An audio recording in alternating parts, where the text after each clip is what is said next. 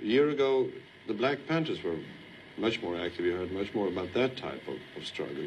Is the time of the Black Panthers past? The Black Panthers still exist, and the Black Panthers are still extremely active in the Oakland community and in communities all over the country. I'm not sure whether you are aware of what is now happening in the Black Panther Party and the kinds of things that members of that party are doing now. No, but tell me.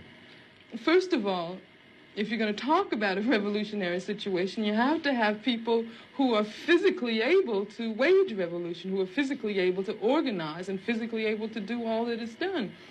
No, but the question is more, how do you get there? Do you get there by confrontation, violence? Oh, is that the question you were asking? Yeah. See, that's another thing. When you talk about a revolution, most people think violence, without realizing that the real content of any kind of revolutionary thrust lies in the principles and the goals that you're striving for, not in the way you reach them. On the other hand, because of the way this society is organized, because of the violence that exists on the surface everywhere, you have to expect that there are going to be such explosions. You have to expect things like that as reactions. If you are a black person and live in the black community all your life and walk out on the street every day seeing white policemen surrounding you, when I was living in Los Angeles, for instance, long before the situation in L.A. ever occurred, I was constantly stopped. No, the police didn't know who I was, but I was a black woman. And I had a natural, and they, I suppose, thought that I might be a, quote, militant. And when you live under a situation like that constantly, and then you ask me, you know, whether I approve of violence. I mean, that just doesn't make any sense at all. Whether I approve of guns. I grew up in Birmingham, Alabama. Some very, very good friends of mine were killed by bombs that were planted by racists.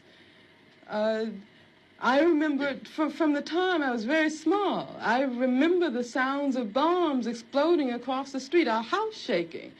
I remember my father having to have guns at his disposal at all times because of the fact that at any moment we might expect to be attacked. The man who was at that time in complete control of the city government, his name was Bull Connor, would often get on the radio and make statements like, niggers have moved into a white neighborhood, we better expect some bloodshed tonight. And sure enough, there would be bloodshed.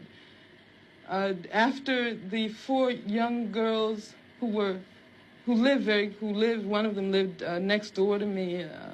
I was very good friends with the sister of another one. My sister was very good friends with all 3 of them. My mother taught one of them in her class. My mother, in fact, when the bombing occurred, one of the mothers of one of the young girls called my mother and said, can you take me down to the church to pick up Carol? We heard about the bombing, and I don't have my car. And they went down, and what did they find? They found limbs and heads strewn all over the place. And then after that, in my neighborhood, all of the men organized themselves into an armed patrol. They had to take their guns and patrol our community every night because they did not want that to happen again. I mean, that's why when someone asks me about violence, I just find it incredible. Because what it means is that the person who's asking that question has absolutely no idea what black people have gone through, what black people have experienced in this country since the time the first black person was kidnapped from the shores of Africa.